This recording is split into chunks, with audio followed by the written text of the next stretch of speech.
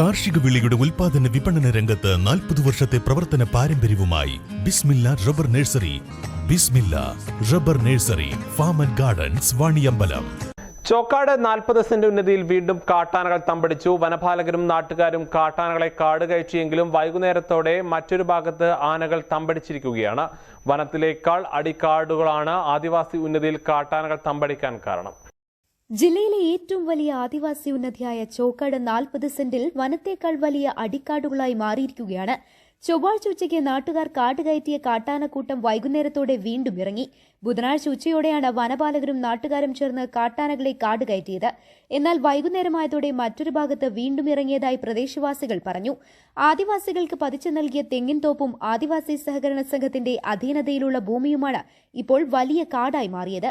തൊട്ടടുത്ത പശ്ചിമഘട്ട മലനിരകളോട് ചേർന്ന് കൊട്ടൻ ചോക്കാടൻ മലവാരത്തിലും എരങ്കുൽ മലവാരത്തിലും ഉള്ളതിനേക്കാൾ അടിക്കാടുകളാണ് ഇപ്പോൾ ആദിവാസികളുടെ ഭൂമിയിലുള്ളത്. റബ്ബർ തോട്ടമായിരുന്ന സൊസൈറ്റിയുടെ ഭൂമി പൂർണ്ണമായി കാടായി മാറിയിട്ടുണ്ട്. ഇവർ താമസിക്കുന്ന സ്ഥലത്ത് ആദിവാസികൾക്ക് പതിച്ചു നൽകിയ ഭൂമിയിലെ തെങ്ങും തോപ്പുകൾ വിവിധ കുടുംബങ്ങളുടെ കൈവശമാണ്. തൊഴിലുറപ്പ് തൊഴിലാളികളെ ഉപയോഗിച്ച് തെങ്ങ് കൃഷി പരിപാലിക്കുന്നു. എന്നാൽ ഈ പ്രവൃത്തിക്കപ്പുറം അശ്രദ്ധമായി കിടക്കുന്ന ഭൂമികൾ വലിയ തോതിൽ കാടായി മാറിയിട്ടുണ്ട്. മുൻ വാർഡ് മെമ്പർ കെ ഷാഹിന ബാനുവിന്റെ നേതൃത്വത്തിൽ സൊസൈറ്റിയുടെ അധീനതയിലുള്ള ഭൂമിയിലെ കാട് വെട്ടണമെന്ന് ആവശ്യപ്പെട്ടത് പരാതി നൽകിയിരുന്നു. എന്നാൽ ഒരു നടപടിയും എടുത്തിട്ടില്ല. ആദിവാസികളുടെ സ്വന്തം ഭൂമി പോലും ഓരോ കുടുംബവും പരിപാലിക്കാത്തതും വിമർശനങ്ങൾക്കിടയായിട്ടുണ്ട്. വലിയ കാട്ടാനക്കൂട്ടം തമ്പടിച്ചതോടെ കാട്ടാനകളുടെ ആക്രമണ വീതിയിലാണ് ഈ പ്രദേശത്തെ നൂറുകണക്കിന് കുടുംബങ്ങൾ. ഭക്ഷണവും വെള്ളവും തേടിയിറങ്ങുന്ന കാട്ടാനക്കൂട്ടം വൻതോതിൽ കൃഷിയും നശിപ്പിക്കുന്നു.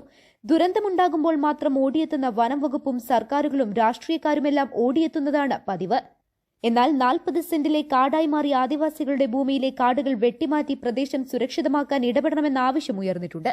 News bureau, Chokkad.